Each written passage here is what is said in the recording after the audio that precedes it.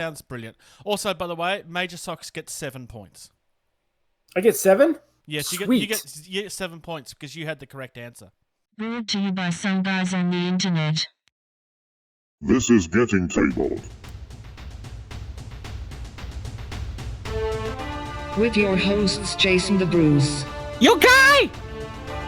George the Yang, I hope you are all entertained by my inaptitude. Jason aka Major Socks. We've been doing this and talking about various stuff. One of the stuff. Now sit back, relax, and get tabled.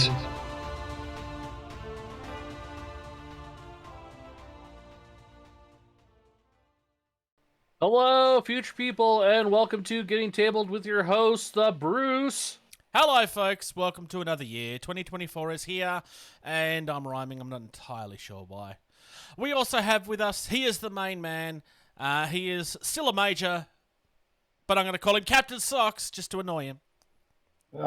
Demoted again. Yep, I'm back. With Christmas, my wife surprised me with Trans-Siberian Orchestra tickets.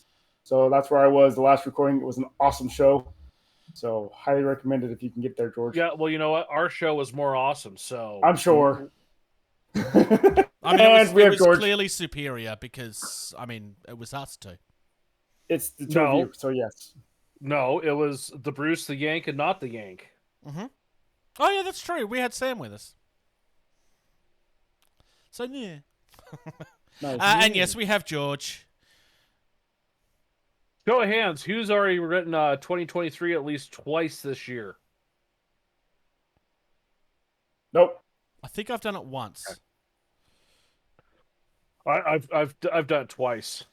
I've corrected people, but I haven't yet. Everybody point Socks? and laugh at George. Ha! Socks, you should be correcting people constantly since you are in a leadership role. Yes. Anywho. Anyways, we got a lot of news. Not as much as we did originally. I deleted a heap of it. Well, yeah, but... So let's jump into most of the newly received or noteworthy information, especially about recent or important events. And we're starting with a piece of news that, quite frankly, I don't think anybody was expecting. Because this is big. Well, I'm trying to remember who it was. There's someone else. There's a reason why there's a reason I made this statement. It was Spartan Games. So that's who it was. The reason I'm saying that this is a very big deal and why nobody really saw it coming. Spartan Games released a Halo game. Oh, yeah. The news is Mantic Games are making a Halo game in partnership with 343 Industries, which is the part of Microsoft that uses the Halo franchise. The reason this is a big deal is, it's not the first time Halo has happened, but despite it apparently being a very good game, the company that made it, Spartan Games, fell over about 6 or 7 months after the game was released. There was a mad scramble to buy up what remained of the stock of it after they'd fallen over, and then pretty much the entire thing had gone dead ever since. There is actually a fan base out there that still plays this. I haven't played this. It was something I was curious of but didn't play. But, yeah. For those who are not aware of, Spartan Games is the original publisher of Dystopian Wars. Mm-hmm. Now, Firestorm Armada. Yeah. So, Warcradle. I mean... Yeah, Warcradle. There, yeah. So, it's this was one of those things where it's just like I only knew about it after we reported on, hey, Spartan Games has gone out of business. Like, there's none of this happening, and that's when I discovered that they had licensing and done a Halo game. Never knew about it before then. Yeah. If somehow you've been living under a rock for the last 20 years, Halo is this massive first-person shooter that really went off in the 2000s. Arguably one of the biggest console shooters of all time. I mean, you'd probably say that COD is bigger than it now. Whether you love or hate it, there's really no way of arguing that point. GoldenEye was awesome in its day, but Halo has pretty much been the creme de la creme and what everybody has been trying to replicate ever since, really. Also, it's the basis of a great cartoon. Okay. I haven't seen that yet. Red versus Blue? Oh, sorry. Yes, I was thinking of the live action thing. Sorry. No, that's not a cartoon. That's live action, Bruce. Yeah, I know, but that's just where my head went. Anyway, this is... I don't think there's any way of arguing that this is something that's exciting. It'll be interesting to see what it does. Historically, Mantic have been very, very good with their licensed games. Walking Dead was extremely popular and a very fun game from everything that I've heard. I don't think any of us have tried it. I could be wrong. Like I said, I didn't know about it until No, The Walking Dead. Oh, The Walking Dead. No, yeah. So I haven't done that either. Also, I only Hellboy. There's a Worms game like they do. They do. Yeah. The licensed stuff very well. I only have one request of this game. Yep. That the Master Chief, Spartans, and whatever else are on a 28 mil scale, so that they can be proxied in for Kill Team. That would be cool. Because I will buy all the Spartans and I will do a Kill Team based off of Red versus Blue with Sarge, Donut, Caboose. That would be awesome. I would like to see this. I want to see it as ground combat first and foremost. I suspect this is probably going to be a board game, but there's really no way of knowing that at this point. But I would prefer this to be a ground combat game. I don't want to see a space one again. I mean, I understand why there was a space one. It fits into the Halo universe. But the ground combat is what most people are going to gravitate associate towards. with.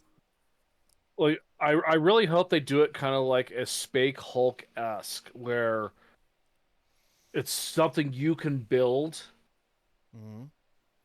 customize how you want within, like, you know, like there are shotguns, there's the sword, like whatever you like, you can do that sort of customization with the minis, and then it is a board game like, you know, a Space Hulk or something like that, where, you know, it's a very defined, you know, and then expansion packs for, you know, different, you know, zones, like it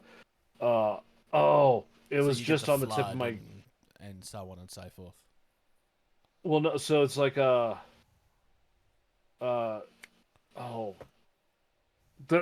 box canyon that Red versus Blue takes place in. Yeah, I'm trying to remember now. It's been a while since I played Halo. Something Gulch. Suicide Gulch? No.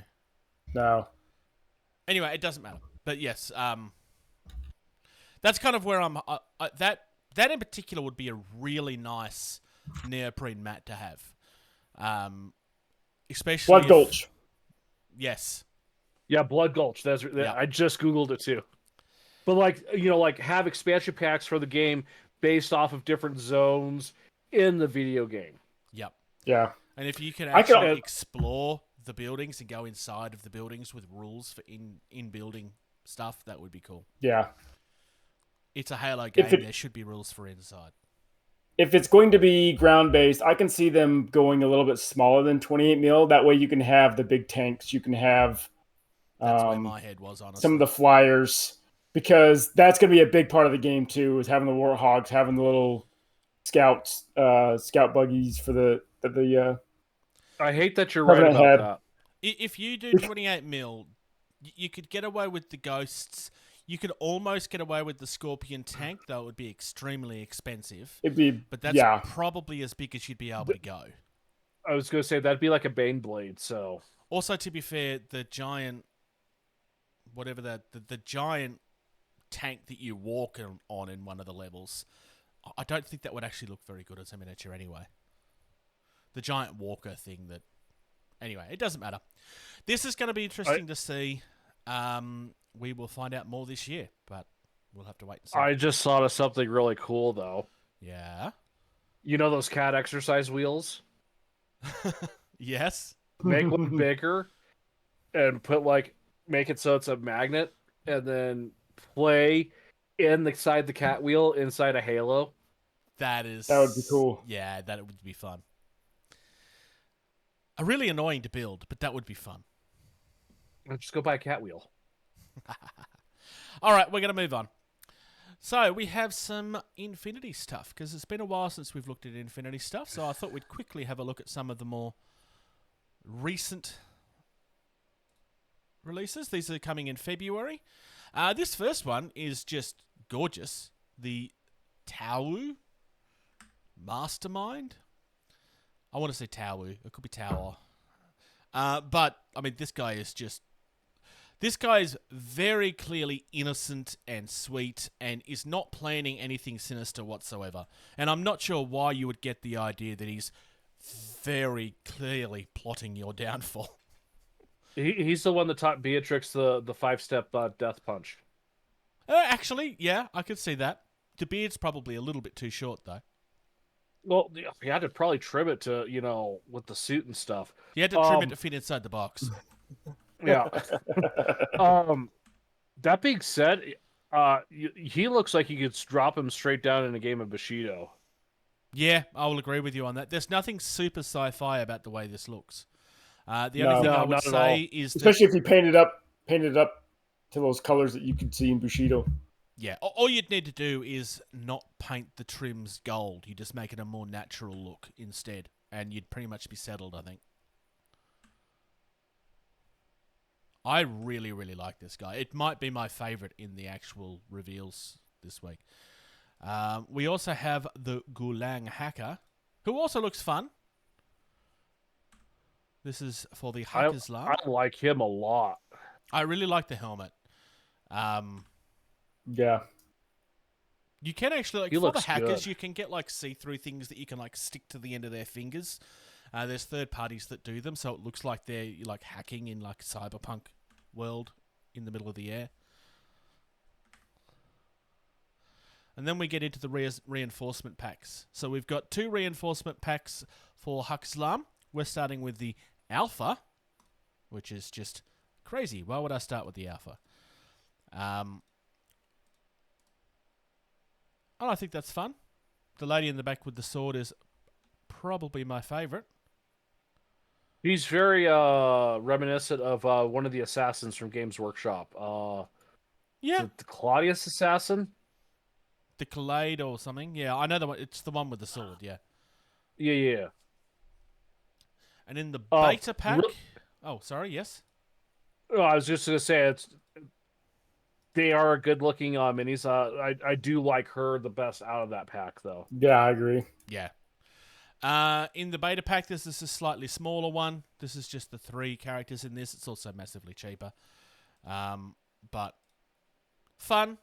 I'm not sure favorite. Well, I think the girl might be my favorite. I think it's just something about the flowing hair. Looks more dynamic. Where the other 2 are kind of just standing there. And they're nice looking minis, but when it's a mini that's just... It's not quite as dynamic as the others. It's just a pose instead of... Yeah. And a standard pose can look good. Like a miniature at rest is on patrol or something, but I don't know. When you have it sitting next to the ones that are very clearly in the point of running and gunning. Yeah. We also have a couple of packs for the LF. So we've got an Alpha pack again. I don't really know which is my favorite in this. I quite like the diamond head looking helmets. So the LF, for those that don't know, are this is the AI controlled faction that kind of is like a leader of everything, and I kind of really like these bots. So I have a complaint now. Yes. So go back to the redhead sword assassin lady. Yeah. And then look at the sword assassin dude here. They're almost the same pose. I did notice that as well. It's almost the same. It's just like... The arm's in a different position. That's pretty much it. Yeah. I mean... I would actually say that I don't like this one as much, though. It looks a little bit unnatural. But then again, it's a robot, so it doesn't really matter if it looks natural or not. I mean, and I understand these are minis, and there's only so much you can do. But, drop the sword down, or, put the sword in the other... I mean, it's a robot. Put the sword in the other hand. Yeah. That's something that a lot of people, gloss over. Yeah. Where you take 95% of the population who's right-handed and is going to wield a sword in a right hand. What happens when someone shows up in their left hand? The right-handed person's like, don't know what to do. It's not even just that. I know that you guys aren't going to be big on cricket, and I'm not either, really. But if you have a left-handed bowler, it's massively harder for certain types of batsmen that aren't used to it because they just don't have to face it that often. I don't really know if you get the same sort of thing in baseball, but in theory, you... A little bit. There is. That's why there's switch hitters in baseball. Okay. So the only thing different about this pose, I mean, the mini is completely different, but the only thing different is the arm that was here is now down here. So yeah. And then lastly, for the Infinity stuff at least, we have the beta pack for the LF. Again, this is a slightly smaller pack. Ironically, I think it might be the one that's lining up for a shot that it might be my favourite. I do like the one in front too, though. I like the one in the back. I don't think these ones are as strong, personally. The back right, it's kind of back right, surveying. The back right almost looks like KTUSO from Rogue One. Yes. Yep. I really do love that we're getting. Cassian said I had to. Yeah. I really do like this. I think I prefer the LF minis over the Hakislam, with the exception of the Assassin Girl, because that was just a better looking mini. But the LF, I really love like the diamond looking, like the rock looking helmets. They just look fun. Sure, yeah. My money's on the individual hacker. That mini it has so much going on. Like, if you do get that, third party add-on piece, where it's like, he can be, hacking something right there. He's got that, that action pose. The code is moving. He's still got his gun ready to go. Like, there's so much going on that pose, and it's all good. It looks all natural. Like, it doesn't look like it's, even with the terrain as part of the base. Because I know you're not a big fan of it. It's fairly generic looking, though. It is. Yeah, it is a pretty generic piece of, and to be fair though too, like looking at a game of Infinity, having a piece of rubble like that, that's gonna fit in. Like, I like the fact that it's not a rock. Yeah. Well, you could do any sort of terrain basing, and that part will still fit in with whatever you're doing. Yeah. Yeah. If I have a Warhammer mini, and the basing is like a stone, but it's like, I was going to have them like on a brown wasteland that has no rocks. What do I do now? Yeah. Or doing a lava field and he's standing on this skull thing, like. Yeah. Yeah. That's true. If we're not just talking purely LF versus the Hakislam, then my favorite is that initial mastermind evil man that's plotting everything. The Tawu. Yeah. Socks, do you have preferences amongst any of that? I'm kind of going with what George was saying about the hacker as well. Yep. Yeah. Nice. Close really second like is the female assassin from the Hakislam Alpha good. Squad. Yeah. Yeah. Yep. Hard to argue. I really do like it. All right, let's move on to some Crooked Dice stuff. This is not everything that Crooked Dice revealed this week, but these are some previews for the coming year. So we have some black light agents, which totally aren't the Men in Black. I don't know why you would suggest such a thing. I really, really, really like what is totally not Will Smith. Where's Agent M? Yeah, Tommy Lee Jones is not there. Yeah.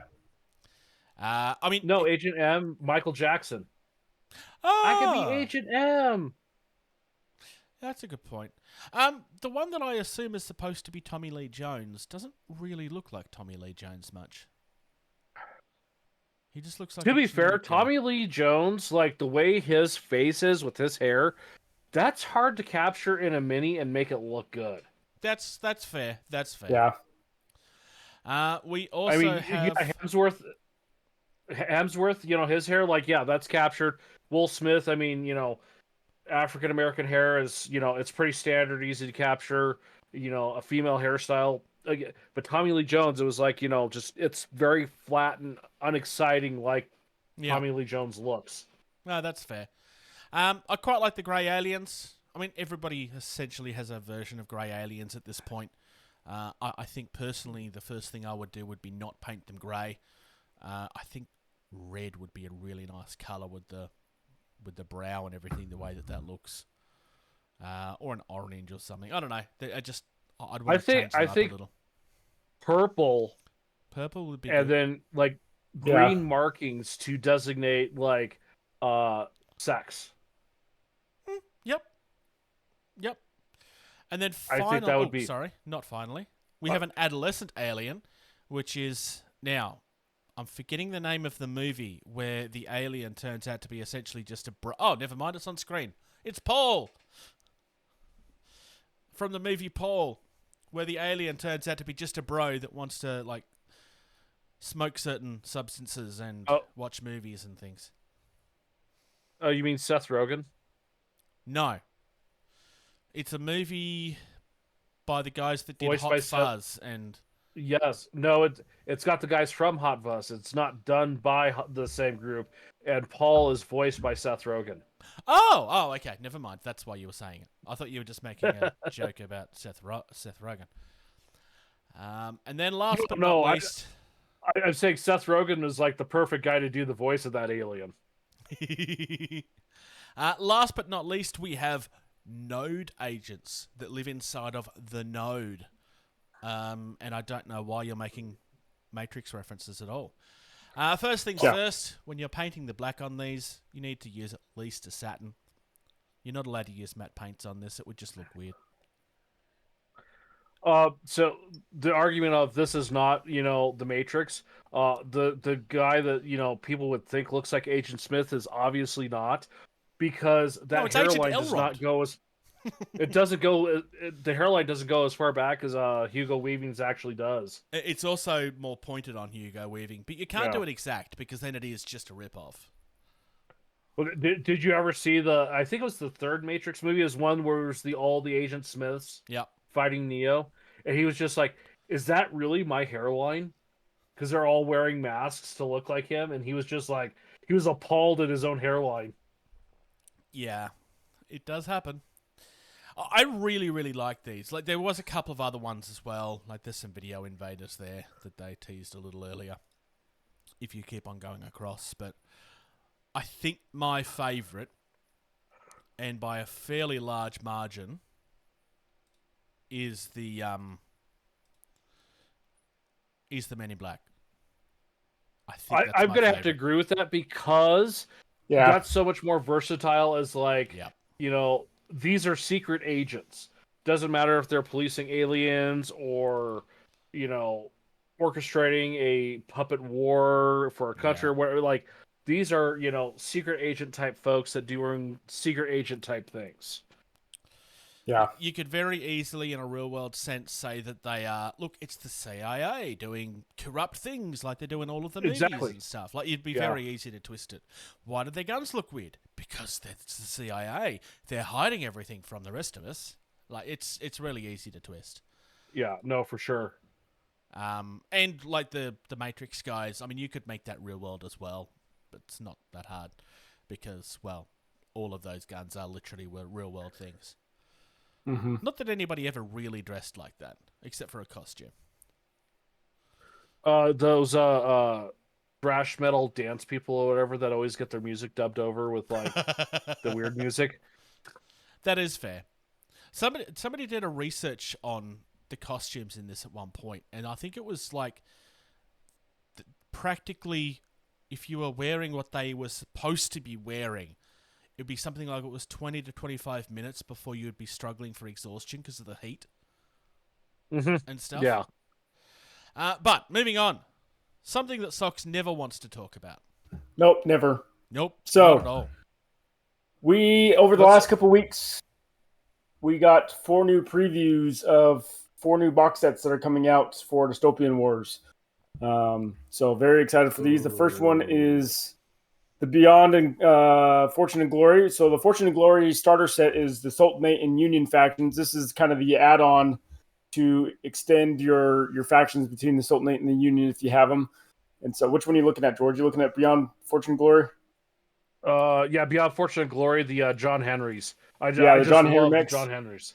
Yeah. Yeah. So yeah, you get a couple of John Henry mechs for the Union. You get a couple of Farpoint platforms for the Union, some submarines, and some Akron class Sentry rotors, all for the Union.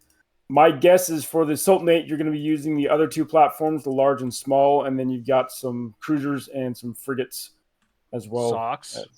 Yes. Don't gloss over the name of the submarines. They're a Cheyenne class. Cheyenne, I know that. Which is where you could potentially be stationed. Not yet. Maybe eventually, but not yet. So yeah, this one will be coming out along with the other 4 on the 27th of January. So pre-orders are up for this. So is there anyone in that set you like, Bruce? You can't go past John Henry's. That is what On Tabletop really liked as well. But they're also named after John Henry. How can you not like them? I mean, they have the giant hammer and everything. Yeah, they can be pretty nasty when they get up close with that Serginium hammer. There's nothing about a giant mech that you are not allowed. Like, if it's a giant mech, it's against the law not to like it. Well, I think and the fact we have that it's another a one. Giant mech. So giant machine named after a guy who beat a machine in a competition. Like, yeah. Well, we'll have a couple of more mechs to look at here at the end. But the next one we've got is the Maximilian aerial line breaker. So this is the third giant Zeppelin variant that the Imperium are going to have. So it's pretty much a large rocket battery on the top with a huge artillery gun on the nose and shield generator that we see there on the side. So I'm looking forward to this.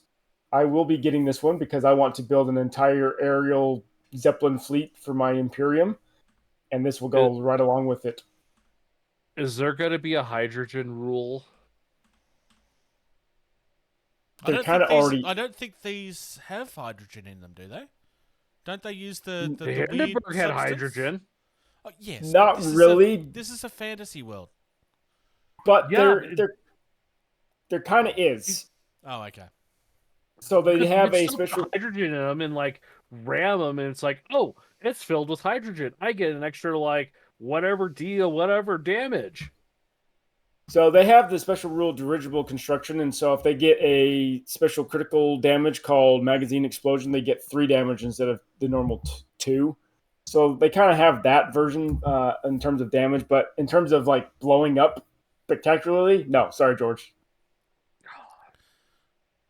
So the one thing I would say here, I would love to see like an image of this, dirigible with one of the other minis for like, a scale comparison. So you've seen my Stark, right? Yes. This is aircraft correct carrier. Me if I'm wrong, but this is the blimp from the original box set, but with extra pieces, right? Yeah. So this is, you pretty much can take the Stark Imperium, which is the carrier version that I have. So that one is about yay-ish biggest. Sure. And you can turn it into the Zeppelin, which is what you see there on the top, which is the rocket batteries. Well, this one takes the rocket batteries from the Zeppelin and the same scale as the Stark Imperium, but then adds that artillery cannon on the front, and then as opposed to some of the other standard weapons that you get on the nose for the other two. So this one's going to be the same scale as the Stark Imperium. So it's going to be about 7-8 inches long. So Socks, if you build a Zeppelin army, you have to do a nose art of the Icarus. Yes. Because Led Zeppelin. And a very, very along tiny with the Batman on top of one of them. Tiny Batman? Yeah, and along with the barcodes. Yes, I know. I still need to work on my barcodes for my Scandinavians. Yep. Moving on. Anyway, moving on. So this is the Ganges Battlefleet set. So this is actually a new subnation of the Crown. So we were told that it was going to be coming out. This is the more of the East India Trading Company. So there's a capital ship that's already out, but this one adds more units to that subnation within the Crown faction.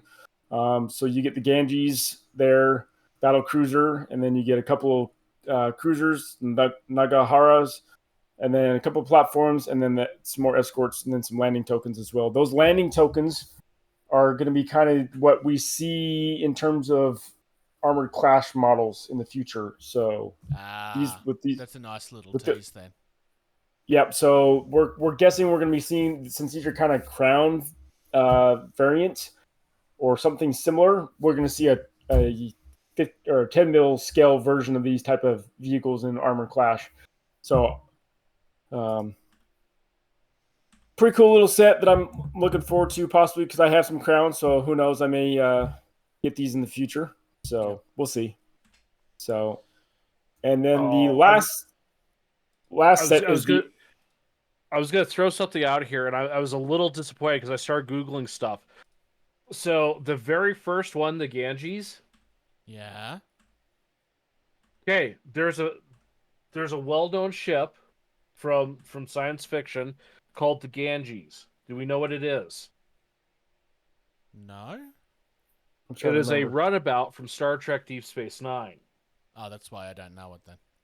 So, and if you look at the classic Starfleet designs, you have the hull of the ship and you got the two nacelles hanging off of it. Yep. If you look at the design of the Ganges class battlecruiser, you've got those two pods coming off of it. And so I was looking at that because, so here's the other little, like, I'd go super nerd here. All the runabouts in Deep Space Nine were named after rivers. So I was Googling the names of the other ships to see if they were rivers as well. Because that would have been like the ultimate like nerd reference there. Yeah. If all these ships were named after rivers too. And had a similar look and appearance. I'll let you continue now, Sox, now that I'm done nerding out. So the last one we have is the Order Colossus Squadron for the Sultanate. So they are now getting their own Colossus mechs. And I really like these ones as well. Just the kind of angelic Egyptian realm. I'm liking the one on the left in that with the two of them, with the one with the sword in the back. Oh, it's the one I prefer as well. Yeah. I like the fact that their knee joints are literally a ball that everything are connected to. Like, mechanically, for the world that you live in, that makes a lot of sense, engineering-wise. Is it just me, or does the one on the right, does the face of it kind of look like the Joker? Yeah, it's like an evil clown type thing.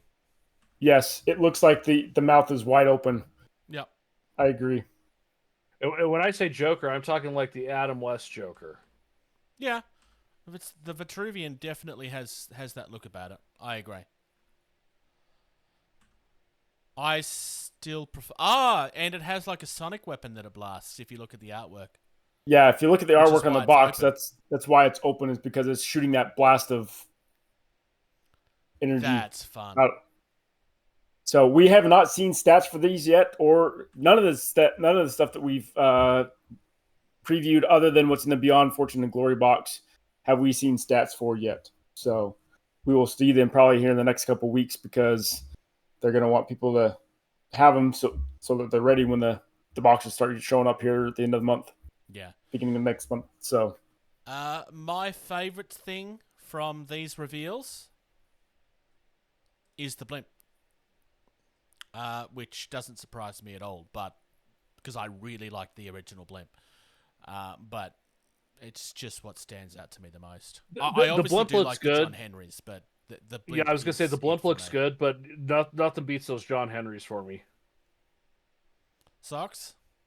I like the blimp because, like I said, I want to go a full aerial blimp. Air. I know I am. So... But yeah, we're looking forward to that coming out here, and we'll probably see some more stuff next month, because they're trying to release something just about every month for Dystopian Wars, and then they're going to lay low for a little bit as they move on to trying to get Armored Clash out into production here sometime this year as well. No, yeah, that makes sense. All right, this next piece of news is probably not a long conversation, but Spectre Miniatures, about 6 months ago, actually it probably may not have been that long ago, we had news that Blacksite Studios was going to start covering their line of figures, making it easier for people in the US to buy Spectre Miniatures and stuff. Well, now we're seeing the other part of that partnership, where Spectre Miniatures have the Black Site Studio stuff, making it much easier for people in the UK to get their Black Site Studio stuff, which was notoriously difficult and expensive. I really, really like the fact that this is happening. At least at this stage, we have the Luna 2-player starter set. We have the new Don't Look Back core rulebook, which I will talk about shortly. We have the Hametsu core rulebook. We have just the rulebook for Luna, the new revised edition, and the core rulebook for Yafsiga. So that's where they've started. Obviously, we'll have to wait to see where it expands and stuff, but that's where things are at the moment. Really good to see. I know that this has been something that people have wanted for a while. Little bit of a tease for what's coming at some stage in January. I will have a video coming out discussing something similar for Australian buyers. Not a company that's hosting it, but a cheaper way of you actually getting the stuff in. I've been testing something for the last 8 or 9 months, George. How long do you reckon it's been? Something like that. Yeah. The better, Our the Patreon better will know what I'm release- referring to, but I've quite literally been putting my money where my mouth is to try to figure something out. So I will have the results of that. At least the last half of last year. Just to give you a little bit of a tease, on one order alone, I saved $70 in postage. Just on one of those orders. So, definitely worth following. Subscribe to YouTube. But, everything old is new again. This has been extremely polarizing. Time to talk about the old world. There's generally two camps as far as this is concerned. Those that are extremely excited and those that are extremely angry. There's very little... I actually am kind of like, I didn't really have a strong opinion on this to begin with. I wasn't a fantasy person. I'm still not a fantasy person. I'm not buying this because I'm not buying something I don't have an interest in. I do have an interest in the Tomb Kings, but I have no interest in playing this game. So I'm probably one of the most balanced opinions on this that you will get online, because there's no nostalgia there to cloud my judgment. I do have stuff that we will talk about, but yeah. So I'll weigh in on that opinion here real quick, since that was my big true love of Games Workshop. I did start with 40K, but then I did move into fantasy because 40K is too shooty. Everything shoots. Yep. Like, that's not the case. Like, and that doesn't make for a fun game, especially when some things are okay at shooting and they're good at this, but if they go up against something that's shooty, it's not fun. This is like Old World, as it's being called, Warhammer Fantasy, was so much more fun because there was that balance. And when they killed it off and did Sigmar, they created such a superior game with Sigmar because they took what was good with 40K, they took what was good with fantasy, and they made it into one thing. And I will still fight someone and say Sigmar is the superior game to 40K. Sigmar was that successful as a rule set, despite what certain audiences will like to say. It was that successful as a rule set that 40K started to see hits because of it. Mm-hmm. Like, it lost players. And so because of that, as much as I'm excited for fantasy, now the old world, to be coming back, I'm not going to be going back because... And before someone in the comments says, well, you used to play it, what happened to your army? There was a tragic accident of a shelf falling and literally everything being crushed. That was that and one. not worth my time. Yeah. Huh? I said, that was that so one.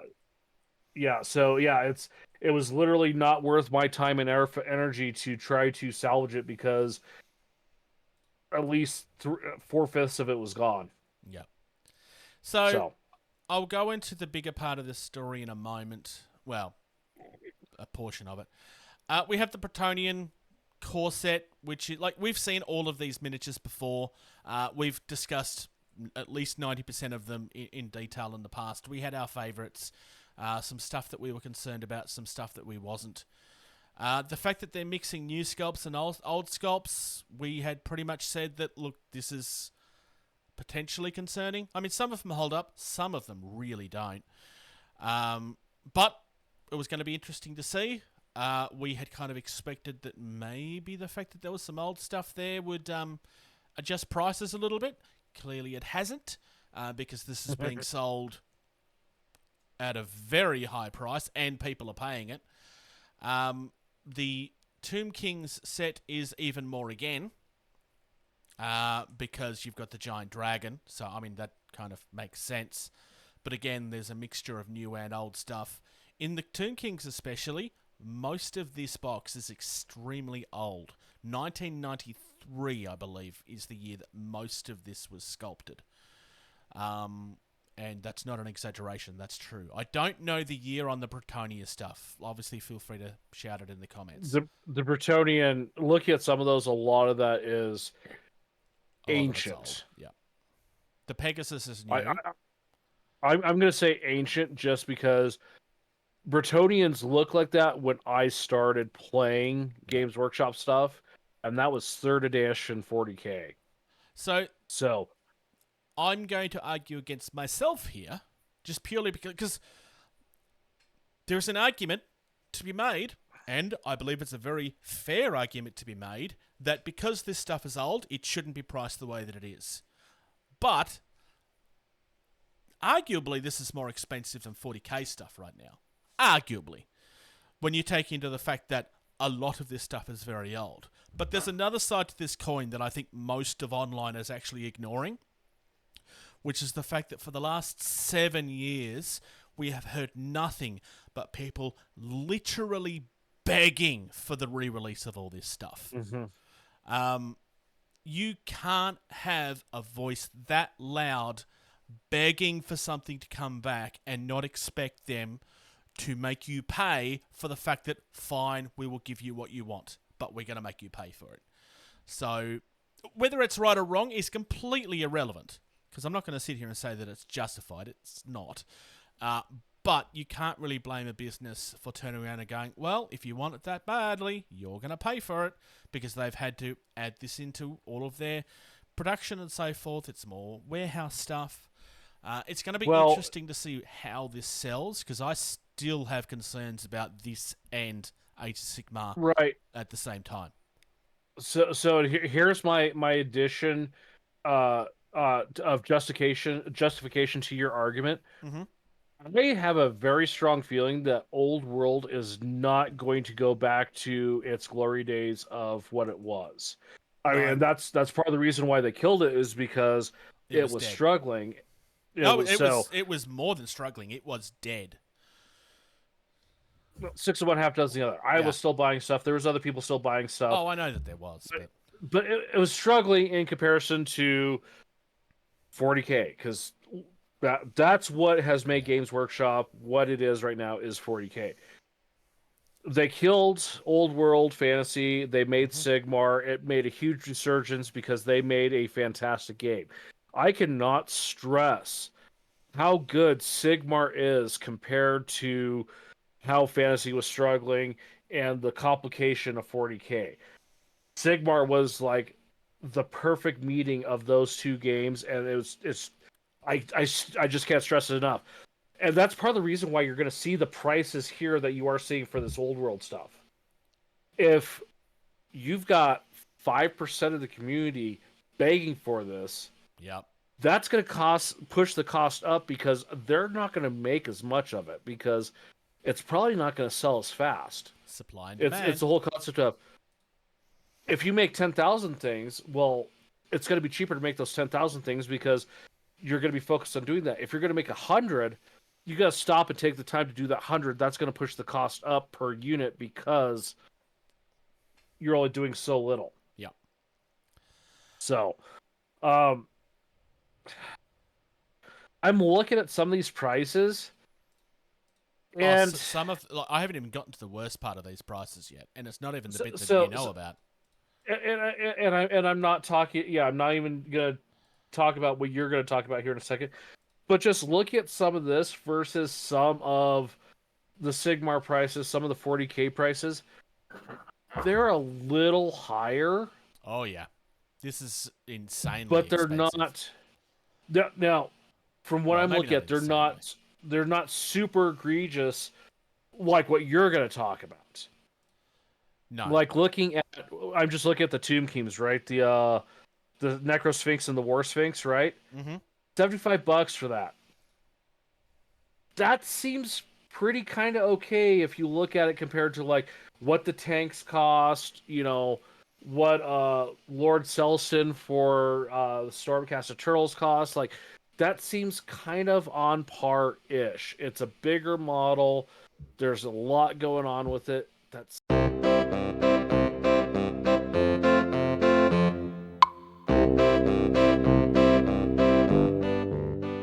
alrighty, slight technical difficulty there.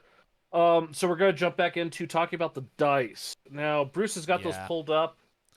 $75 a set. $74 a set in Australia. They don't seem to be available in the US for pre-order Yeah, yet. I looked, and Yeah. I can't find them. So, Yeah.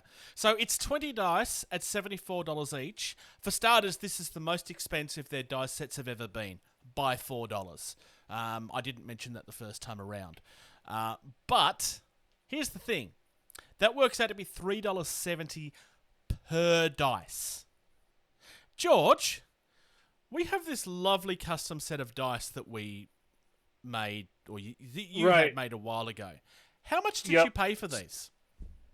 so 3 sets of 2, Yep. completely custom because our logo. It is our logo, right? Mhm. I want to say it was $75 for the set of 6. So that would be 12 dice. Yeah. And also these dice at Games Workshop, Shelly, they're the standard size, which is like, what is that, 15 mil or something like that? Yeah, these are 15 mil dice. I Yeah, have a these set. are I paid less than this for my Bruce dice, and that was 100. Yeah. That was 100 dice. All this is Mm-hmm. fancy painted dice with one side that's been changed, which is essentially what my Bruce dice were. It was just that one side was changed. Yeah. This is disgusting. Yeah, so Yeah. as far as dice go, because it is a dice game. There are people who get obsessed with dice. Mm. This is just rude. Yeah. This is Games Workshop clearly taking advantage of its fan and customer base. Of, hey, we're re-releasing Tomb Kings. Check out these Tomb Kings dice. They're all I yours will for the say low this: price of. the Bretonian ones are even worse because that's literally just standard dice with one thing changed. At least the Tomb King ones are actually painted and weathered. There's more work that's gone into the Tomb King ones. The Bretonian See, ones are literally just silver dice with one side changed. I click the link you have there, and it doesn't take me to dice for Bretonian. Oh, it's like a silvery coloured dice with black pips and stuff, and you've got the fleur de lis on the 6. On the 6. Wow, really? That's the literally all it is is. the custom part. There's no real fanciness to that. Like where the Tomb Kings is all I- like weathered and looks old because they've been painted. The Bretonian ones are just standard silvery looking dice. Well, I'm sorry. Using the fleur de lis is like the most basic custom symbol there is. Well, it's also it's also free to use. That's what I'm saying. That everyone can use it. Yeah. I'm sure you can find custom dice for Carnivale where they're using the fleur de lis. I'm sure there's some Actually, historical game where this the fleur de dice lis have fleur de lis. has been altered slowly. It's not exactly a fleur de lis looking at it more closely. I mean, it is a fleur de lis, but it's that they've actually worked It's a on this small a little bit. variant. It's a small variant. Whatever. Yeah. Whatever. But, yeah. It's a common generic image that they're overcharging for on dice. Period. It's It's quite disgusting. Anyway, yeah. I've kind of teased a couple of times that there was one last piece of this puzzle I wanted to discuss. And for long-time listeners of the channel, you probably know where this is going. But it's something that needs to be discussed regardless. So, in the UK, you are talking £155, which works out to be $294.17 Australian. I don't know the American amount. I believe it's around it's less than that anyway. I can get that for you real quick. £155. Was 155 pounds GBP. That is 197 US dollars. 197. Cool. So you're paying 255 locally, which is £200 and 39 pence. That's actually not too bad for you guys. That's much better than it normally would be. If you figure in if it is manufactured in the United Kingdom and then shipped overseas, that's not too bad for shipping. In Australia, we are paying $435, which is $229. Sorry, $435, which is £229 and 20 pence. So we are being charged £72 more than we should be. And roughly? For American listeners, it's essentially $100 more. Yeah. Than what? Yeah. For American dollars. So, recent comment on our Discord by our sponsor, and I'm not calling him out for this because this is something that we actually get quite frequently whenever we have this discussion. Is that, well, yeah, but you need to factor in postage costs, and that comment is not wrong. You do have to factor that in. Like, we are much further away from everyone else in the world. But the problem with that argument is Games Workshop themselves control their own distribution, so they control that. Also, they quite frequently release stuff here for the same price as everything else. This is a random difference that they decide to throw in here, there, and everywhere so that they can manipulate the market and make more money on occasion. I would argue that the bigger argument, which somebody from overseas wouldn't really know, is that the Australian audience have allowed this to happen for so long that to some extent it's our own fault because people don't speak with their wallets and they just hand over the money that they're asked for. They shouldn't. It was 2 years ago. Yep. There was someone in the community. They had done a thorough, in-depth breakdown. Yeah, and we weren't even the worst for it. Yeah, I think New Zealand was the worst, and Japan was up there. Yep. But the thing is the price differences were so egregious between the markets that it was just rude the way Games Workshop does treat its fan base outside of the UK. Yeah, Socks. I think yes. you can help me with my thing here. So I need to ship a rather heavy package. Let's say it's an Air Force helmet or something overseas, and I need to ship one of those to Australia. But at the same time, you're shipping 50 of them together. Is it cheaper to send one by itself, or individually? Is that 20 going to be cheaper? Individually, that 20 is going to be cheaper. Yes. And this is something that's coming out by the thousands. The postage in this case is not a fair assumption. The only argument that you have, and again, I'm not calling them out for this, they're actually right in the assumption that they're making. It's not that they're right in the assumption they're making, it's that they have a point. But the problem is that it's not actually the way that it works. And when they're controlling their own distribution and shipping this out by the thousands, the postage on this stuff is way, way less than people assume it is. Also, shipping stuff here from the UK is not as expensive as it is from the US. We have a much bigger problem getting things shipped from the US than we do from the UK. I can quite frequently order stuff from the UK and it will be cheaper than it is for me to buy it here.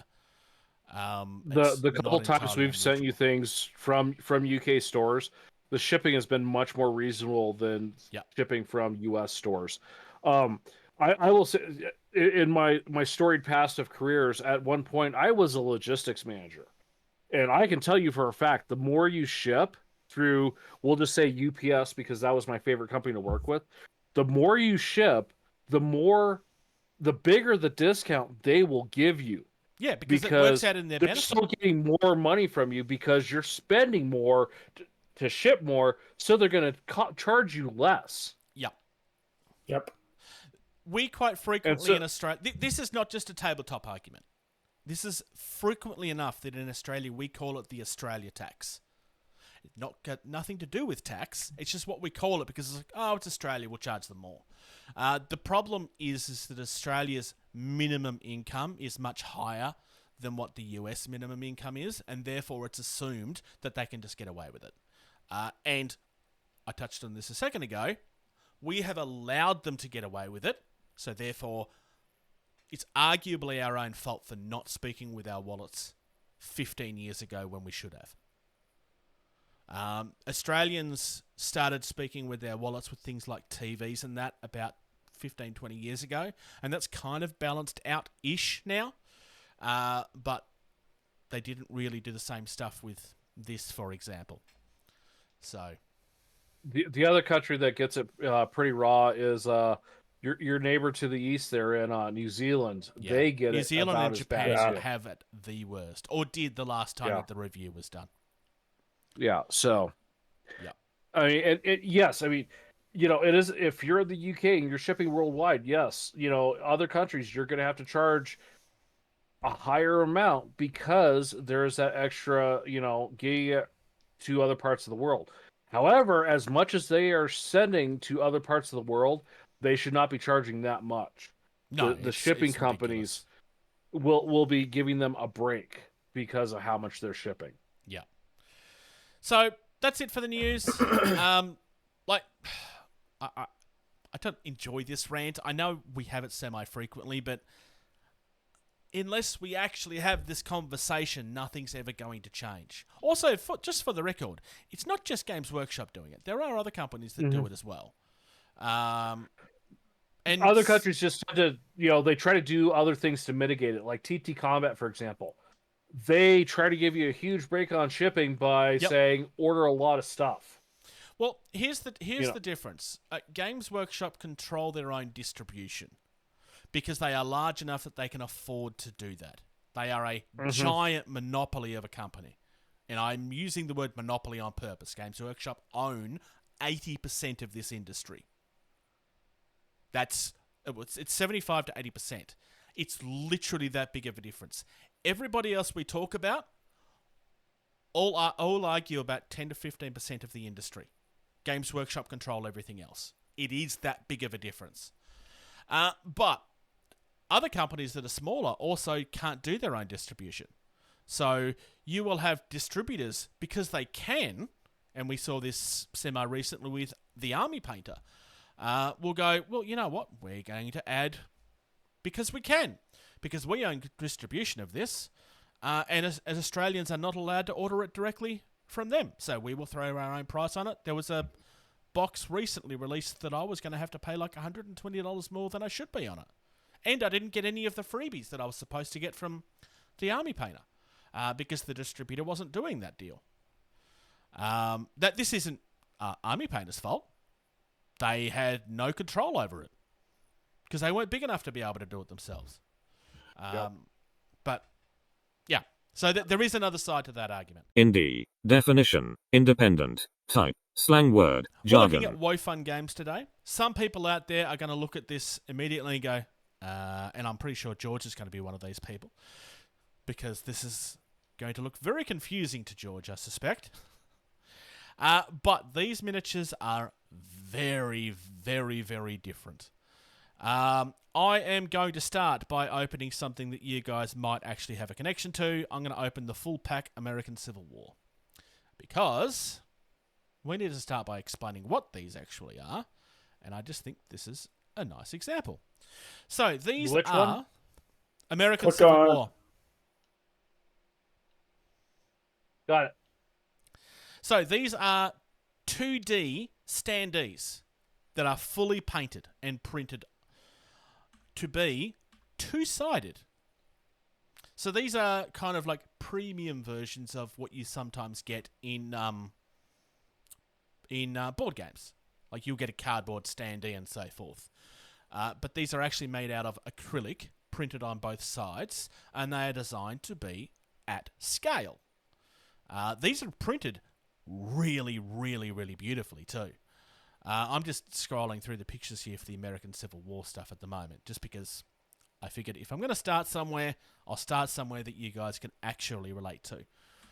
This is just a full pack of everything available from those sets, so you'll see some stuff from the Confederacy. That American flag is way wrong. Which one? The American flag. The one... Was it wrong at the time? There's too many stars on it. Oh, okay. Because half the states had not been founded or formed yet. Oh, okay.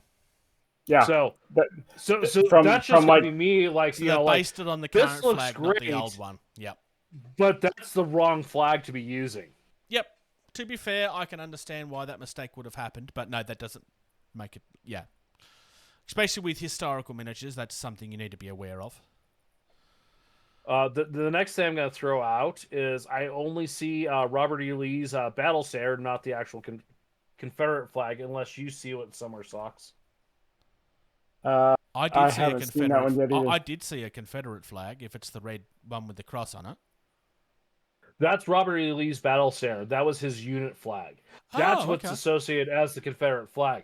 The actual flag of the Confederacy looks nothing like that. What Yeah. does it Which look like? goes to prove how stupid a lot of Americans are when that's a Confederate flag. You're right, but you're also not right. You can blame pop culture for that, because that is what we get told is the Confederate flag. Yeah, no. What does the Confederate flag You're look absolutely like? right. I will pull up. I don't know what it looks like off the top of my head, but Okay, well that's helpful. I mean, I could see one was like a green circle. 3 you know? stripes: red, white, blue. so a red blue stripe, field. a white stripe, and a blue, or another red stripe, blue field, and then a circle of stars. Yep. I did see something like that. Yeah, You so kinda- there is one there. There is one there. It's on do the see it cavalry. now, so. Yep. If you look in the main picture, the third picture from the left, the infantry stands from the first full infantry stand row of column of infantry that you see on the right. That's the flag, Confederate flag. Okay. I'm kind of halfway in the middle of it, so I can't find what you're talking about. But that's Yeah. all right. You're fine. I will take your word for it. It will have been in this somewhere. But Anyway. there's also another mistake. They have Yeah? some of the dismounted cavalry flags upside down. Oh, okay. I actually find that quite amusing. So, Because the starfield should be in the here's top some, left, not the bottom interesting left. flag trivia for you, Bruce. And this is a thing that a lot of people won't catch. So military uniforms, typically the flag is displayed on the right shoulder, Yes. and it's a Velcro patch. Yep. And one thing service members can do to show distress if they are being held as a POW and they're being mistreated is they can remove the patch, flip it upside down, and put it back on. To the normal lay, insurgent, whatever, we've still got our flag on, but it is upside down, which is a symbol of distress. Ah, so you're thinking that it may not be a mistake, it may be deliberate. That could be a possibility with this. Just say, like, But there's a lot of the them that stuff way. looks good. Yeah. Yeah, it's probably more likely to be that it's just... So is it upside down, or is it reversed? Because if it's reversed, it would mean that the wind's blown it the wrong way, right? No, it's upside down because the star field should be the blue with the star field should be in the top left-hand corner on the guidon pole. And it's the other way around. And it's the other way around. Okay, fair enough. What the star field's on the other is on the other side, Socks? Is that what you're saying? No, the star field is always touching the guidon. So the pole. And it's not on the other necessarily. side. So there is for deploying units, the flag always looks backwards because That it is is true. in advance. So, and that could be what they're just, and with it being just printed, it just could be the image mirrored over. So a deploying unit overseas specifically, the field does appear on the wrong side because that unit is in advance. And so the flag is trailing this way with it leading instead of being portrayed as normal. That is true. I don't even see one where. No, I can't even find one where it's reversed. But I could be. Jeez, and you call yourself an officer, Socks? God. Jeez. Anyway, I just thought that was a good place to start. I'm going to go backwards. So real quick, let me preface something here. This stuff looks great. I'm not crapping on them for the sake of crapping on them. The one thing that I do know a lot about, and it's just, I'm seeing these mistakes. I'm not doing it because I deliberately picked one that was something that you would understand, because I felt it was the easiest way to start. Because 2D standees, generally speaking, tend to be crap. No, these look great. But these are far better than they have any right to be. There's a Fantasy World collection that's probably a little easier to discuss because it's just fantasy stuff and it doesn't matter. So this would be stuff that you'd probably want to use in D&D, for example. Also, the benefit of this stuff is that you also don't need to paint this. I mean, I guess you could probably try to, but I don't think that would end very well. That would involve more skill and patience than I have. Yeah, because you got to paint inside the lines then. Also, okay, you're paying for something that's premium and then kind of taking this Fantasy World full pack. This is a Dungeon Master's must-have. Yeah. Like I'm on I'm a third of the way into the pictures, and I'm seeing like a butcher, a little girl, a shepherd, a hunter, an old crone hunched over, a tavern wench. I mean, this has everything you would need for your map for a game. Yeah. All the different random creatures. I mean, I don't see much yet in the way of... Oh, no, I can now starting to see some D&D monsters, like some skeletons and stuff. But this, to me, kind of feels like the beginning of a campaign, not big bads. But this would still be a really good place to start. This is like the mundane stuff. Like, you run into a skeleton. You run into a town guard. Like, the generic stuff. Yeah. There's some DMs where it's like, the final boss, like, they'll go get the main, they customize, they paint it, they do the whole treatment for it, and when it comes out, they're just like, and you're fighting this. Yeah. And everyone's like, oh, yeah. Like, this generic stuff, this is like the fluff filler that never gets touched on because it's just fluff and filler. And $85 for all that? Yeah, so that's the other part. If I had a group, freaking take my money. Here's the other side of this that I don't think either of you realized yet. This is all to scale with each other. Yeah. Everything is actually a scale. Like, the dogs are the right size, the bear is the right size, although then that would depend on the bear. Like, everything is to scale and looks like it should. Is it cartoony? Well, yes, because it's like a 2D standee. Of course it looks cartoony. But they're picking the scale very well. It's more obvious in this than it was in the American Civil War stuff because humans all generally tend to be the same size-ish.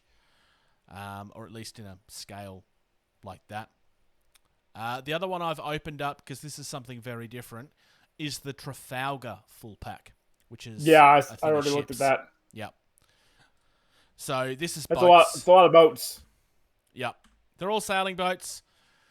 And this is probably a better example of what I was trying to show you earlier, which is that they're actually two-sided, and you'll notice that they're not the same on both sides. Because you'll notice the ones that are flipped around, the sails are actually drawn to be the other way around. Oh, yeah. I'm seeing that now. Yeah, this is actually something that WoFun do on purpose.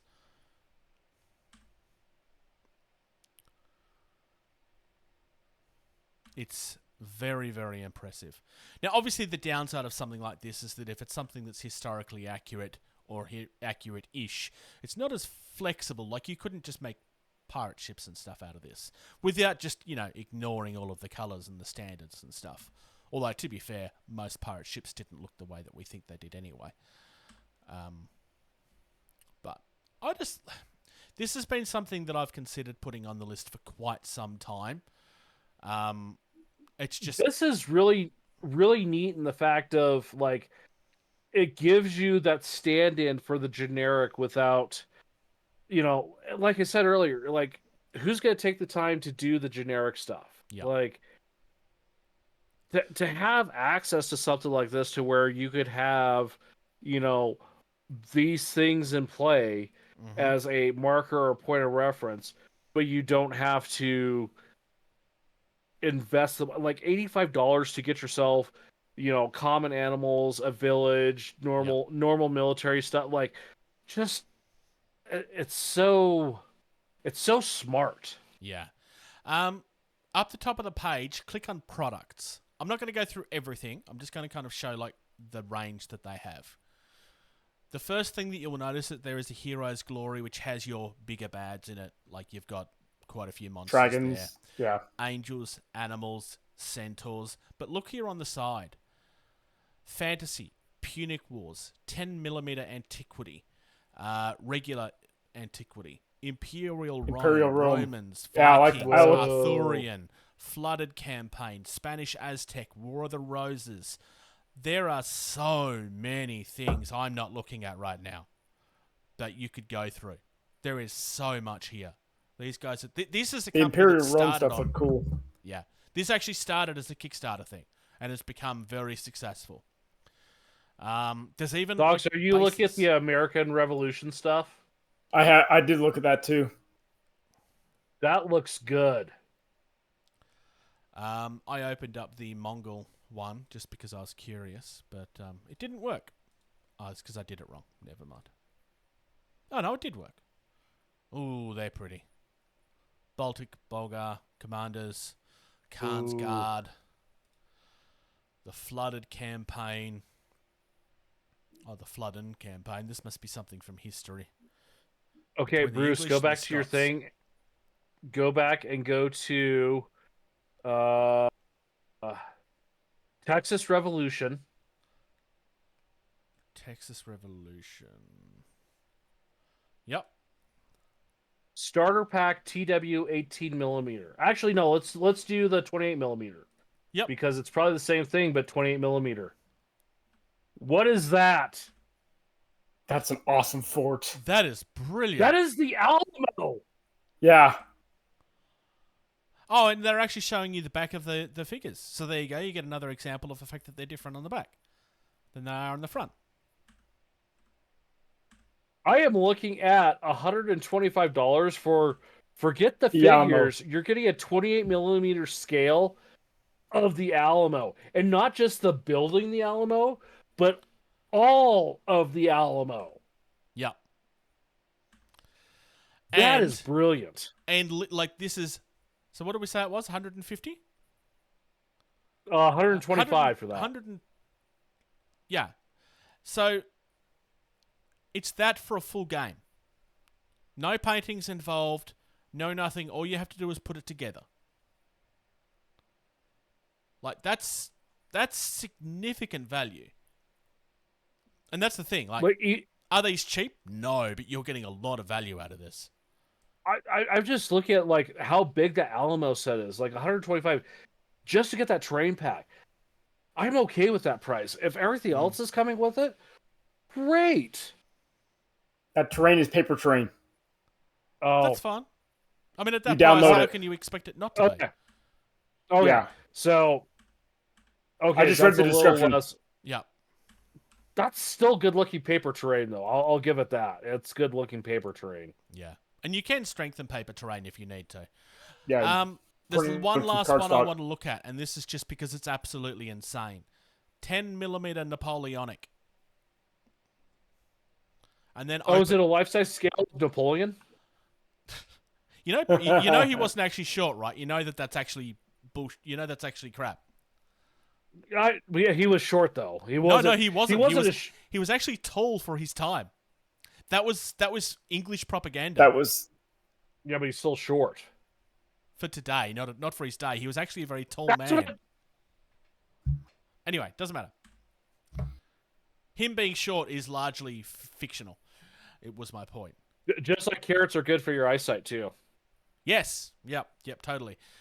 So this is 10mm scale, and look at that detail in them. Also, my lord, there's a lot of stuff in this. Like, this is the sort of game that you would play over a week. It's insane. So, that's WoFun Games. Like, I kind of touched on everything that they have very, very briefly. We've only scratched the surface of some of the ranges that they have. Obviously, there's more that you could go into, but this is something that, like, especially if there's like an age that you would love to play historically, but you don't really know enough about it to like paint the miniatures, or maybe you can't even get the miniatures. It's a real easy way to test something, and it like you're just essentially buying a game in a box at this point. All you need then is rules to go with it, and hell, for a lot of things you can probably find rules for free, and if you can't find them for free, there's going to be somebody that publishes them. I mean, there is rules for pretty much everything. Everything has been done before, and so on and so forth. Cream, glue, prime, paint. What have you been up to, George? Printing cases. No. I've had this. I know. I got these guys. Gold. It's gold! I like gold. I can't do the accent. Along with these guys. Oh, there we go. I'd already started working on this guy some. So, on the commander, right? Nice shiny weapon, right? Because I got some micro mask.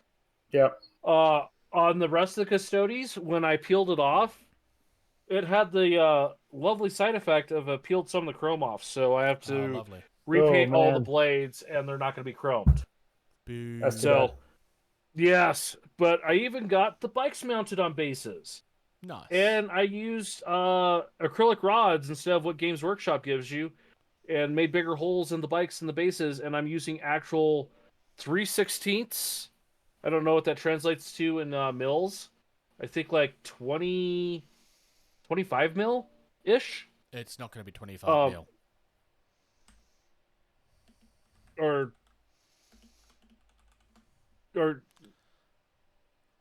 is no.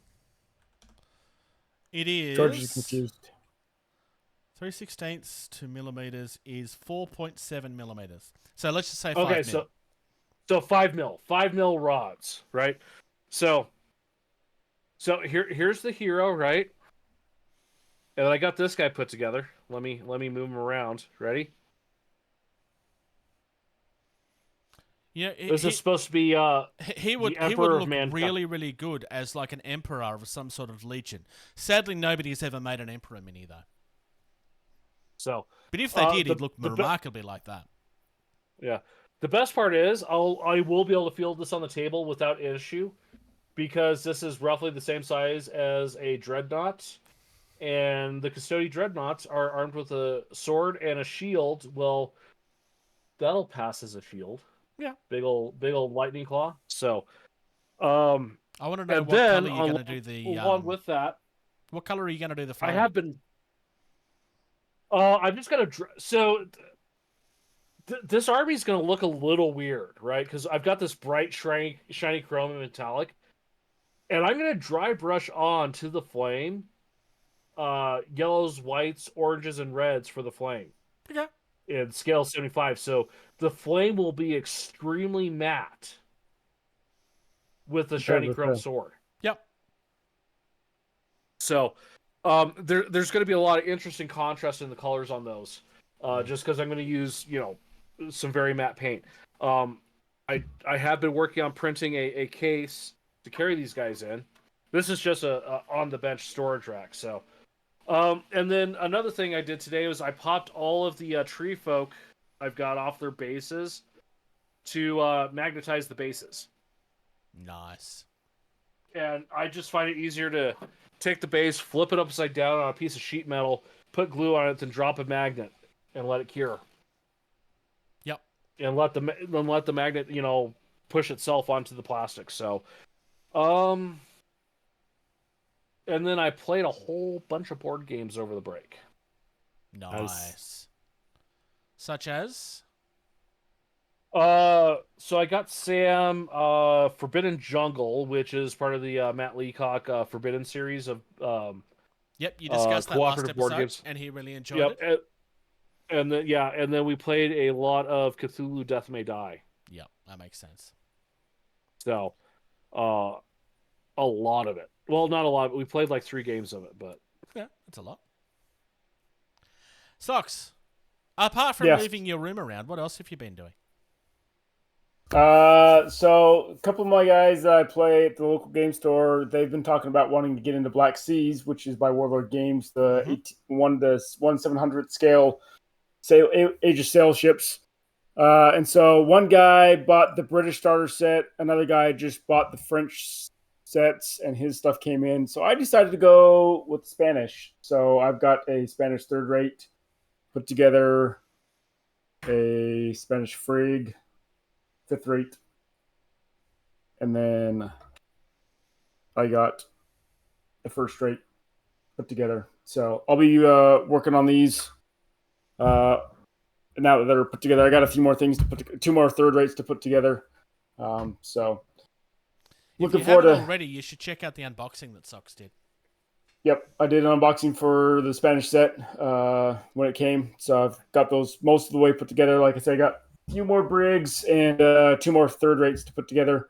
Nice. But I am looking at Warlord website actually right now because they have all the Spanish name ships that they do, and it's $103 for 6 more ships. So thinking about getting it. You just gave me a flashback there, Socks, of the problem we constantly had on the Huddle Z of making sure we enunciated the word "yep" Ships. Yep. and then we said "ships." Vessels. How about that one? Boats. I So- like ship. It works. Plus, this You one like we get ship? to annoy George. Yeah, Ship? exactly. Ship, yes. Also, he's very No, good and at actually- talking about boats. He hold them up to the camera. I doubt anybody's confused. But I also got my paints, Pro Acryls, some mahoganies, which is going to Have be my. you tried those yet? Not yet, but the people at the store have, and they love them a lot. So I'm looking forward to trying these ones as well. So I'll let you know how these go when. I am very specifically interested in your opinion, because the people whose opinions on those that you tend to have are usually very, very obsessive, and I would like to know if that's an accurate description or an exaggerated one.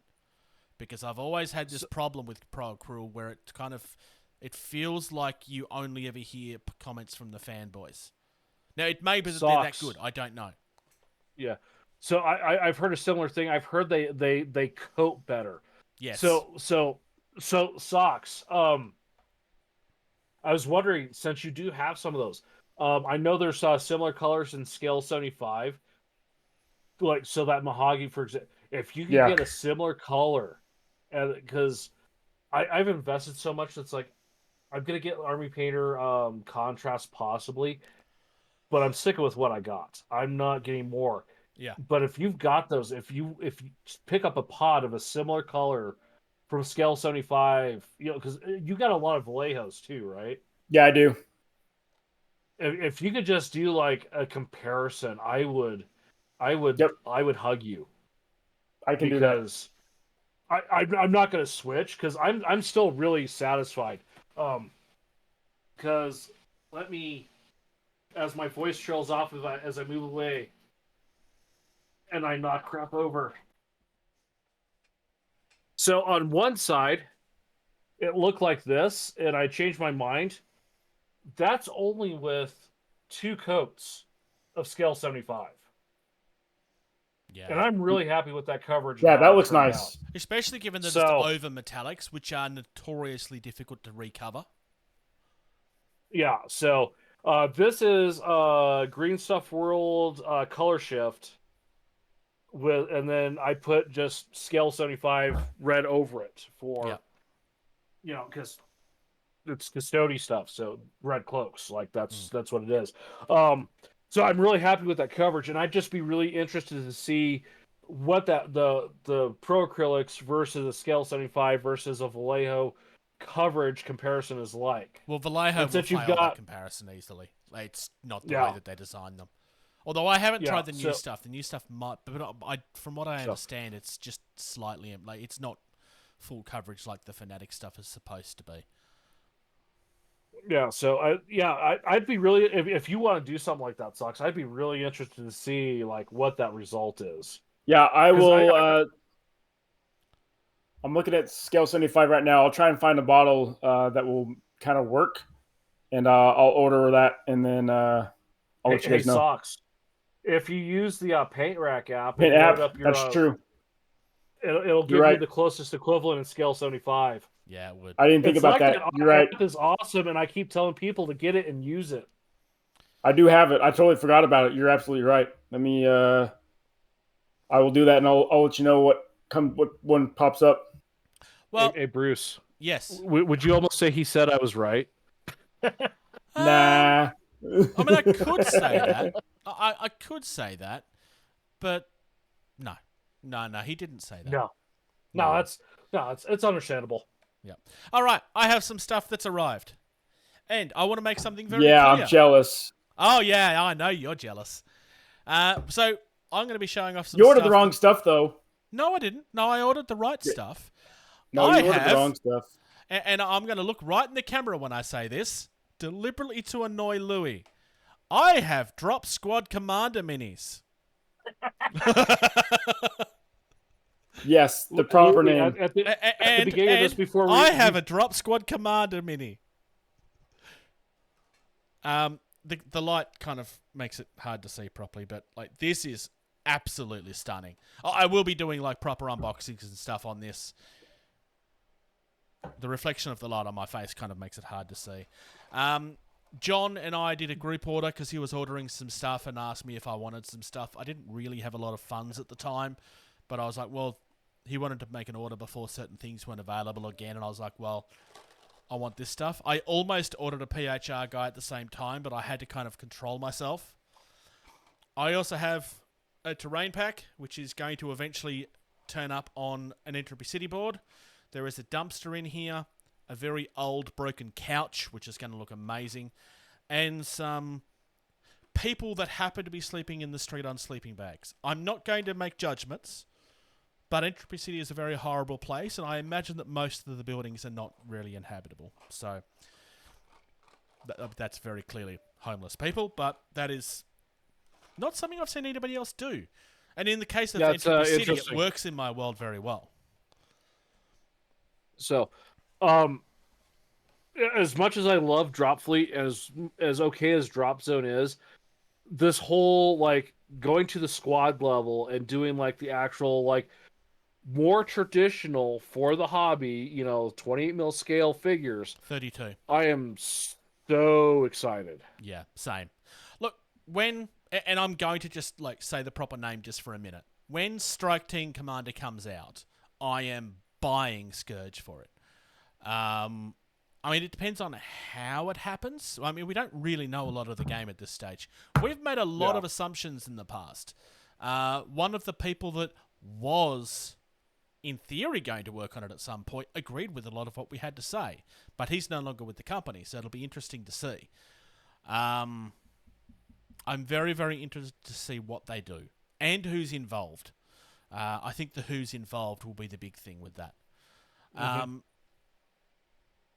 Squad-based games at this particular point in time is where most of the money is. Like Drop Zone Commander is a lot of fun, but it's still mass battle. Drop Fleet is a lot of fun, but space games at the moment is a little bit oversaturated, and Drop Fleet needs a new edition. It needed it when they put that new rulebook out, which is why I was critical of it. And it's the most difficult part about the game, and it's the most difficult way, that needs to be figured out. Ground combat the ground needs to be combat fixed, yes. They're very well aware of that. Yeah. It's not the only thing that I've got recently, though. And I've kind of teased it here in the background while you guys were talking, but where is it? There it is. Reaching behind me. I have a very large package sitting on my bed, my bed rather. So we have the That's Don't what Look she Back said. rule set. We have 6 expansions. So we have the Heroes. We have the new version of the Killer Box. The Faculty. The Quorum, I think. Is that the Quorum one? Yep, the Quorum. We have Bloody Depths, which is one that a commenter asked if I was going to review. And we have the one that I think most of the audience has been waiting for. People have been screaming for a Traitor expansion since the game come out. Like, this is literally something that was created because fans wanted it. And little tease of the book itself. If you buy this, you will not get this because this was exclusive to the back room. This actually has glowing elements on it as well, which is really cool. Like, this will glow in the dark. I have looked at the book. I did look at the previews that they had released as part of the campaign when they were doing it. But I'm very happy. This is a free killer that came as part of the back room. And this is a secondary version of all of the characters in their prom gear, which is just so much fun. I'm not 100% sure how I'm going to paint them yet. With paint. Well, yes. Some random bad guys that you can paint up. The hatchet measuring tool. So I now have both of those, although I don't know where my cleaver is. I mean, I don't know where my knife is. And some tokens. I will be going through all of these. I'm not going to do like a whole week of opening everything all at once. I'm going to try and spread this out. And the expansions that you can't buy yet, I will probably hold off and try to release those videos as they're about to be released and kind of try to take advantage of it. But if you have thoughts and opinions or questions you want answered, I want to hear from you. Especially in regards to the rule book, which is probably going to be the hardest video to do. I need to go through this and actually... I mean, obviously I could do the video like I normally do of like, hey, look at how pretty this is and kind of look at things. But I'm kind of thinking that after a month or two, I'll come back and do like a video comparing the two. I mean, it's not a fair comparison. The old rulebook does not compare with the new one at all, but it might be something more interesting. I want to hear from people. So, as far as hobby itself is concerned, I haven't really... I've been working on Entropy City a bit. I haven't done any painting. I've kind of had this thought of I need to work on my Necrons, or I need to work on this, or I need to work on that. But I've been away for most of the last 2 weeks, so I haven't done anything. Yeah, that's it. Let's do some game talk. Talk nerdy to me. Now, we are going to start with Socks, because Socks was a big meanie and a big stinky poo, and he decided not to show up last time. I'm sorry. So, So Socks, rude of him. I have some questions for you, and that's pretty much going to be what Game Talk is today. What was your biggest surprise industry-wise in the last 12 months? You can interpret these questions however you want. Yeah. So for me, I made a point of pointing out that they redid Warhammer Epic, because I was on record to say that I just didn't think they would ever do that. I just didn't think that they were interested. I don't remember what George said. Do you remember what you said, George? I had kind of two, and I can't remember what it was either. Okay.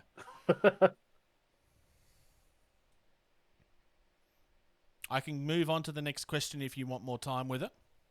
Yeah, because I kind of know what I want to say for the second one. All right. So, your biggest hobby mistake of 2023? Oh, my hobby mistake? Yep. Okay, what was the answer that you did have then?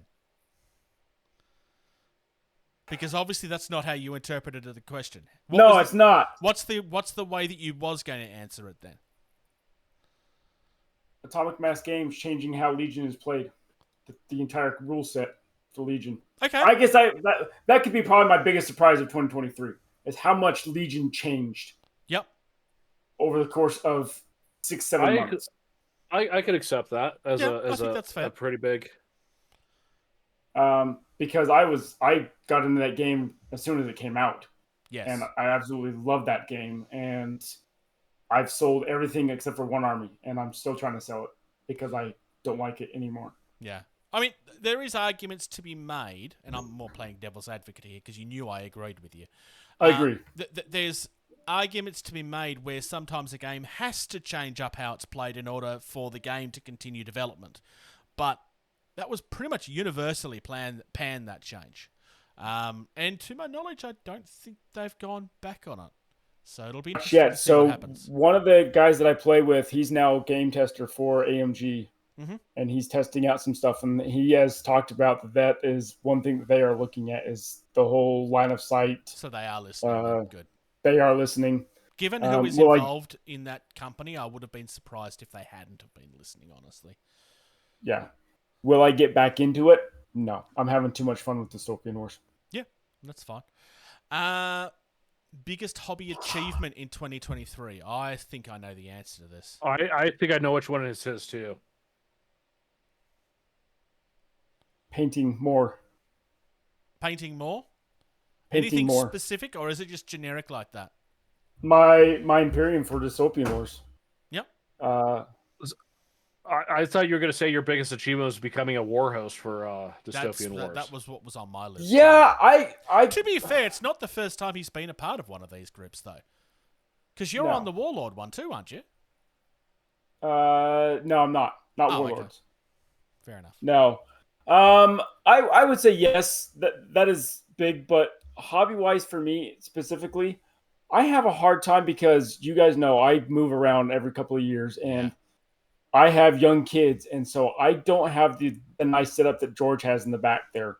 I would love to have a nice painting setup where I can just leave all my stuff, not worry about my kids getting into my stuff, not having to set it up and take it back down. When I've got my tables back here, when my boys want to pull out their games or whatever they want to play, I feel like I have to break that all back down and break it all back up. I have a spare room where I could just do whatever I want in it. A spare room would be lovely. So when I took a bunch of my stuff with me on vacation back to Utah, I was able to just spend the downtime that we had when we were visiting family or not doing anything really and just focus on painting stuff. And to the point where most of my Imperium is painted except for the stuff I bought recently. So hobby achievement wise for me, yes, being a host has been great. It's been fun. But achievement wise, getting as much painting as I did, because that's the most painting I've done in years. You know what my answer would have been? Literally creating a gaming community. Nobody in your area was playing that game when you and your friends started. No. Yeah, you're absolutely right. That too. That is true too. That is what I would have told you. Yeah, but that's a good one too. Yeah. But also to be fair, Bruce, you know, us gamers, we're already sort of like, one form of a drug addict or another. And getting a drug addict to try a different drug is not the hardest thing. It can be when it's not a Games Workshop thing, though. It all depends on getting the right people. I'll give you that right there. I agree. Right there. Yeah. That is absolutely true. Like, I say 75 to 80%. Like, that's not a made-up figure. It's literally that bad. Yeah. The last question is most disappointing news, which is where I think your Legion thing should have gone. So I don't know if you have, like, a surprise that's a positive one or not. Nothing stills have been announced or done anything with Armada. Oh, okay. Yep. No, that's fair. That's. Yep. Nope. That all they're doing is revising the keywords for the cards, point values here and there, sending out little store packs that gives you little scenarios. But in terms of new ships, new squadron packs, there has been dead silent for, what are we on now? 3-4 years now, almost? We declared the game dead and then came back in April or March or something when they announced that they were supporting a tournament, saying, oh, nope, this is very clear evidence that something is happening. And then still nothing has. I would probably go as far as to say that Atomic Mass Games at this point either need to do something or officially kill it. They need to do one or the other. Or can't- sell it. Then they'd have to sell the license. That's not going to work.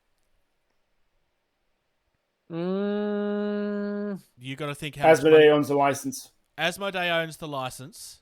Also, and Asmodee's not going to. well, it's not just a matter of that, but like you can't sell Armada without And keep Legion everything and else Star X-Wing. Wars. Like X-Wing still sells gangbusters. Shatterpoint. No. Shatterpoint Yeah. is killing the market right now.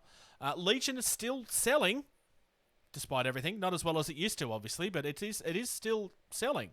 That's fair. That's fair. Yeah, But you they can't also have sell 4 1/4 of Star the Wars market. games. Like they have 4 Star Wars games. They have to eventually kill something. And Wait, if so you mean X-Wing- like Disney? They're oversaturating the market and milking the cow till it's dead? No, why would they ever do that? I didn't say that. No, quite like they're not giving it any attention. They should just kill it Yeah. Yeah. or do something with it. It needs a new edition anyway, which I had assumed was why they hadn't announced anything, because they were taking their time with what they were doing. But it's becoming increasingly clear that they're not doing anything with it. Doing anything. I have been saying I want them to prove me wrong on this for at least 2 years now. Yeah, they have seriously been focusing on, and I can see this now looking back, 2020. You know the old saying. AMG was not happy when they got Legion, Armada, and X-Wing. They were working on Shatterpoint most likely at the time. Well, they were working on Marvel at that stage. They were working on MCP, yes. Also, But my guess is when they got handed Star Wars I mean- licensing stuff, they probably wanted to switch over and work on Shatterpoint because the MCP was doing so well for them. I'm gonna throw this out here because it's just real. We just talked about this.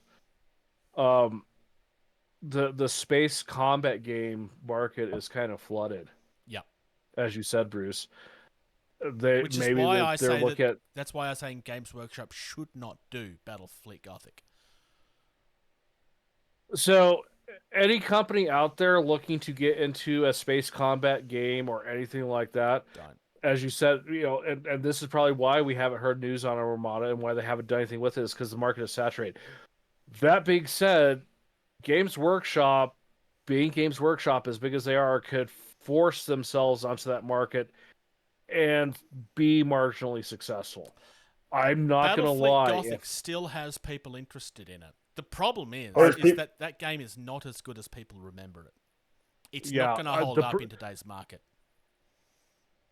The thing is, though, if they were to tomorrow announce a 2-player starter set, it'll sell gangbusters because people can't not buy their stuff.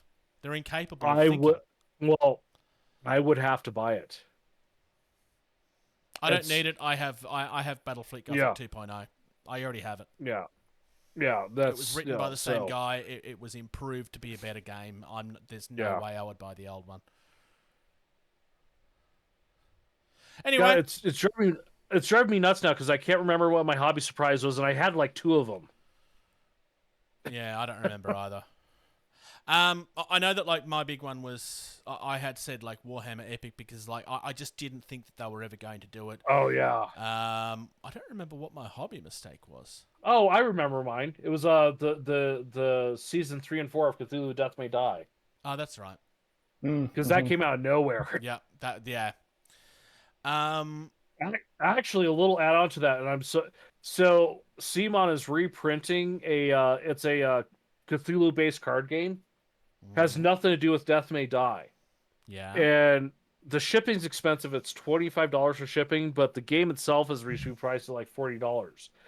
And I'm gonna wind up getting it because it comes with a 5-pack of Cthulhu: Death May Die Investigators, Agents Monday, Tuesday, Wednesday, Thursday, and Friday.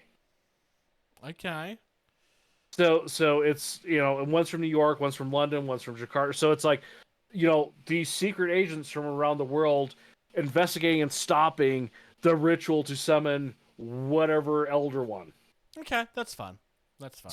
So for me, I'm just like, ooh, I want those investigators. And to be honest, I'm going to have to get that game to get it because as soon as people get those, they're going to be selling those investigators for a ridiculous scalp fee. Yeah, well, that is how the industry works, sadly, especially with CMON stuff. And I am going to say unfortunately because there is no positive side to that argument. George, upcoming events. I kind of have I just thought of a surprise for me. Yeah. Oh, yes. How well Bad Crow Games has been able to continue on with the Kickstarter campaign after their creator and owner of the game died. Yeah, no, that's a good shout, actually. They have done very, very well. I just got another update a few days ago. They're getting into the final mold reviews. They're about ready to do productions of all the second edition stuff. Shipping should be here, they're saying Q2 of this year. But how well they've been able to pull the community together and still keep this game going, is huge. That's pretty huge. Yeah, you could almost argue the same for Cromlech Games too, or Cromlech or whatever. What happened with? Oh yeah, because they're good point. Yeah. So it's a very similar, similar situation of the leader, running the charge of this is not there leading anymore. So yeah, no, that's a good shout out there, Socks. Yeah. Upcoming events, tournaments, demos, conventions, that kind of stuff. So the Melbourne Figure Painters Collective meet at the last Sunday of every month at the Catherine Syme Library. That's on Faraday Street in Carlton. It's the Melbourne Library. If you follow MFP Collective, so that's M for Mary, F for Figure, P for Painting, .collective on Instagram, you will get notifications as to when they're going to meet and so forth, but it's the last Sunday of every month from 12 till 5 p.m. I'm going to try and get there this month if I can. Danger Close is coming really soon. So this is a Drop Zone Commander tournament. It's on the 28th of January, 1750 points at the Bristol Gaming Collective. Definitely worth checking out, especially if you're a Zone player. There is a Drop Fleet Commander Space Station competition still running on the Drop Fleet Commander community. If you are a Drop Fleet player and you want to get involved in the community, joining the Drop Fleet Commander community is a must. It is not an option. That is where the community is. If you have opinions that you want TT Combat to listen to, that is where they will get them from. I mean, they do have their TT agents as well, obviously, but the TT agents get their feedback from there as well as their own local player bases. I can say that with accuracy. And here is a big one. So Arc 40k has been a huge Warhammer 40k tournament that's been going in Melbourne for many, many years now. It's got a 20-year history. It is one of the big ones. But this year, they seem to be making an effort to be more than just a tournament. They're trying to become an actual convention. This is happening at the Sandown Racecourse in Melbourne. There is an open painting competition that's happening this year. There is an Infinity tournament that's happening as part of it this year. There is a Marvel Crisis Protocol tournament happening this year. There is a separate Age of Sigmar category happening. There's a separate Arc Infinity happening. There's potential other stuff that hasn't been released yet. They are going all out on that this year.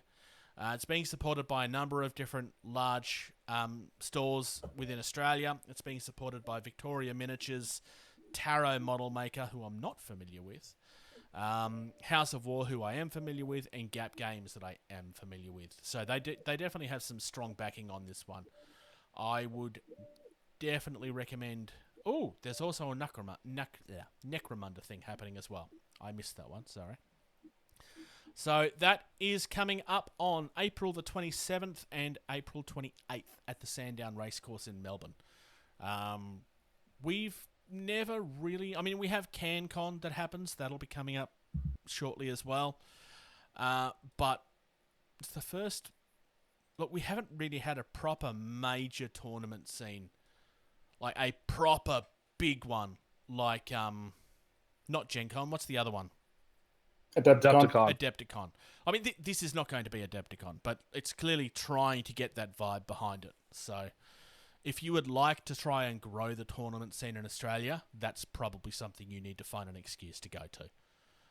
Even if it's just to go and watch or whatever and support your friends and stuff. Like that would be something to check out, definitely. But otherwise, thank you very much to Valhalla Hobby for sponsoring us. They help us keep the lights on. You'll notice that George used a different code at the beginning of the show. That's because it has changed for 2024 to a code that's more generic, because otherwise it needs to change every year, and that just gets annoying. But if you use the code TABLED at checkout, you'll get 5% off your order, so long as it's over $100. It is a 1 year's code, which is interesting because we had people that had used it more than once. So, but that seems to have been fixed now. So it is a 1 year's code. Valhalla Hobby have all of your big stuff. I mean, obviously they have all of the stuff that we've been talking about, but they have a real passion for the indie side of the market as well. They can get your Bushido stuff. They can get all of your Warcradle stuff. They can get your Blacksite Studios stuff. They've got stuff that's coming in from the UK. They have stuff that's coming in from across the US. They have huge amounts of indie stuff. They have a real passion for it like we do, which is how we got connected. One of our Patreons had reached out to them and it was like, oh, actually, I don't remember. I don't remember if it was the Patreon that pointed them out to us or if they pointed it out to Shay. I don't remember. It's one or the other anyway. But there was a connection there, and that's kind of how we got connected. So, yeah, I know when searching their site, there's only been like one time where I've looked for something and they haven't had it, and that was paints. And to be quite honest, in this hobby, you can't carry all the paints out there. No. Everything else I've looked for, they've had. Speaking of market saturation, there's too many paint lines out there at the moment too. Oh, absolutely. Oh, yeah. Yeah. If you enjoy what we're doing, please consider supporting us on Patreon. It's patreon.com/gettingtabled. They get early access to almost every video content that we do, including the episodes. They get this 4 days early. In case of YouTube videos, they get it at least 24 hours early. It depends on what the plan is. Obviously, in the case of this stuff, they will be getting it massively early. But if you can support us, please do. It helps us keep the lights on. It helps us not have to put more funds into this than we already do. It's really, really helpful. You can find us at gettingtabled.com. If there's anything that we've discussed in this episode, the most recent episode, all of the links are available on the website to literally what I have been talking about during the show. You can find us at facebook.com/gettingtabled. Follow us. That is the most active social media that we have. We do also have Twitter and Instagram at gettingtabled. They are being used more, but Facebook is the big one. Subscribe to us Bruce, on YouTube. I'm gonna jump in there real quick. The website for Patreon, if you do want to support us, is patreon.com/gettingtabled. Yes, I did say that. I don't remember hearing it, so I just want to make sure we get that. Subscribe to us on YouTube, youtube.com/gettingtabled. We have a video coming out every week. It is rather active. All three of us are actually doing content for it now. It's not just my face that you're seeing all the time. I almost did it again, but I didn't. If you have any questions, any concerns, anything that you would like us to cover, if you're someone that's out there that wants to get out an opinion on something, gettingtabled@gmail.com. You can follow me on Twitch, twitch.tv/JasonTheBruce. I stream casually. I do a little bit of hobby content. I do video gaming content. It's just whatever's happening at the time. And otherwise, if you have similar interests in toys, I'm also a member of ToyReel, youtube.com/ToyReel. There's videos, there's live videos, there is review videos happening there all the time as well. Otherwise, thank you very much to the gentleman, Major Socks, and thank you to the other person, George. George is a Marine, he doesn't get called a gentleman. Thank you. Thank you. Thank you. Thank you. Thank you. Thank you. For listening to Getting Tabled. Music used in this podcast was created by Eric Matyas at soundimage.org.